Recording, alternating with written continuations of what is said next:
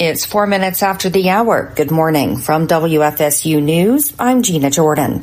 A winter storm warning and an extreme cold warning remain in effect for us until 10 a.m. Eastern. Let's get a storm update. From the Florida Public Radio Emergency Network, I'm meteorologist Megan Borowski with additional updates on the historic winter storm that is continuing to impact parts of North Florida. Snow has ended over the Panhandle, but upwards of 7 to 8 inches in some areas of snow has accumulated in the Panhandle. No doubt this will be a record-setting storm for the Panhandle. Farther east toward north central Florida, snow, sleet, and freezing rain still impacting those areas, and that will continue for the next several hours before conditions improve from west to east. Then our attention turns to frigid temperatures that will settle in to the Panhandle and north central Florida overnight tonight, with lows dropping to the 20s. Refreeze is expected across roadways, creating treacherous travel conditions tomorrow morning. The cold will stick around through at least the rest of the work week, with overnight lows below freezing and afternoon highs in the 40s. From the Florida Public Radio Emergency Network, I'm meteorologist Megan Borowski covering this historic winter storm. Do we need to invest in ice scrapers? Is this going to be more prevalent for us, do you think?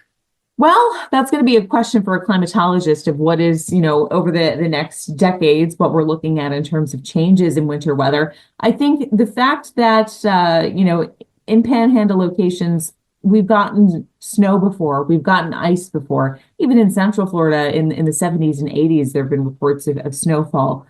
Do you need to get the full-blown winterization of your car and tire chains and things like that? No, I don't think so. But I do think it's worth investing in maybe an ice scraper for frost that might be on your windshield in the morning. Just little things that can help make your life easier, even if that's just getting a better winter coat or making sure you have some insulated and waterproof gloves. Well, I'll ask you now, what is the long-range forecast for the rest of this winter? Looks like the Climate Prediction Center issued their forecast for February, March, and April. So the end of winter and the beginning of spring. And right now, it looks like there's a 60 to 65% chance that temperatures will actually trend above normal for a good portion of the state. And precipitation trends will be just a little bit below normal. We've seen so far this winter relatively dry conditions. We just had a big weather event where we did get some precipitation from that, but overall it has been dry. So I'm not surprised that we see that continuing. And also we have had cold snaps like the one that we're currently dealing with here in the Panhandle and in north central Florida as well. But relatively this winter has been somewhat on the milder side. I'll be interested to see where we rank in terms of temperatures once the winter is over. But at least, for the next 3 months, so January is almost done. So February, March into April, we're looking at above average temperatures and below average precipitation. How that actually fleshes out remains to be seen. There is the potential still that with that above average temperature, below average rainfall, there is still the chance that we get 1 or 2 more cold snaps. That forecast is for the months on whole.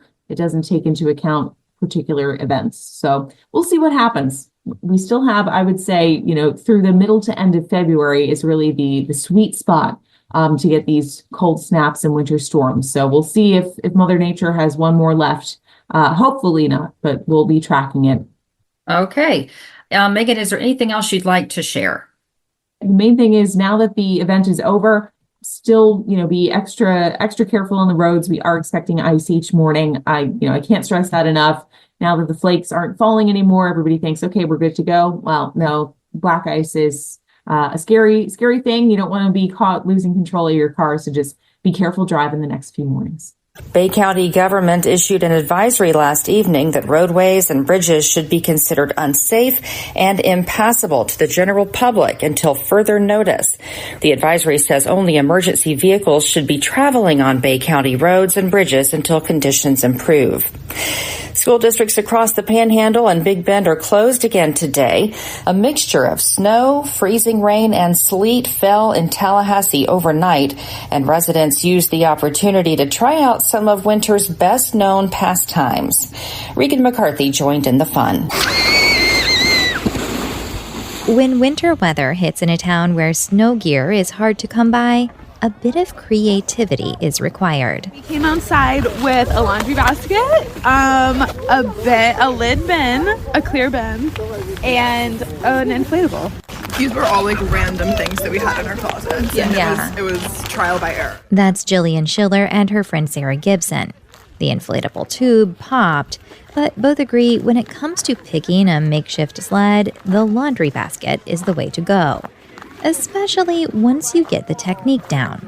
Get a good strong friend to give you a little push. Yes. Yeah. Legs You're good to out go. for a slowing mechanism. Arms up. Yeah. And Gibson says she has one more piece of advice. I would say, like, if you want to go really fast, wear a helmet. Because people are taking tumbles for sure. Across the hill, Alex O'Connell agrees. In fact, she's wearing a bike helmet right now. Yeah, I'm a safety nerd, so I grabbed it before we left the house. O'Connell says she's glad she's wearing it. Her sled of choice is also a laundry basket, and she says it can feel a little scary when it starts going fast. Mostly when I'm backwards and I can't see where I'm going and like when to stop, but it's really fun, so Yeah, totally worth it. Totally worth it is the same sentiment shared by Jenna Palladino, who drove from Tampa when she heard the North Florida forecast call for snow. Yes, when we were on I-10, it was just a little dusting coming, and then all of a sudden the rain, and we thought, oh no, we made the wrong choice. We got to go north, and then overnight we could hear it hitting the hotel windows. Palladino says her young sons and nephew have been sledding for hours, making the experience well worth the drive. I don't know if I can get them off this hill, so I would say theirs is probably a 10 out of 10. Schiller and Gibson agree. Yeah. We would do it every day. That was awesome. That was really fun. It was awesome, very liberating, very one of a kind. It was a great experience. And with reviews like that, how could I pass up the opportunity to give it all a try? Oh yeah, here we go.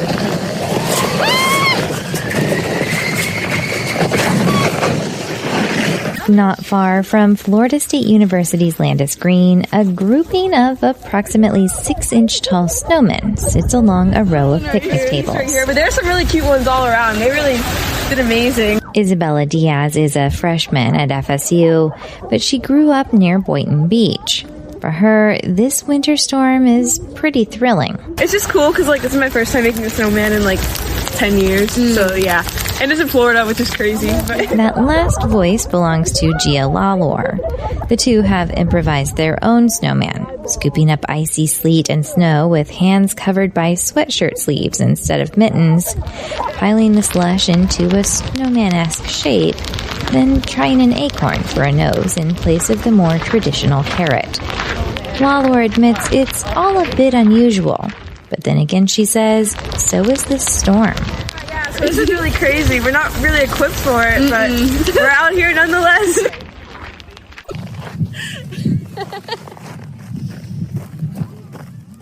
For WFSU News, I'm Regan McCarthy.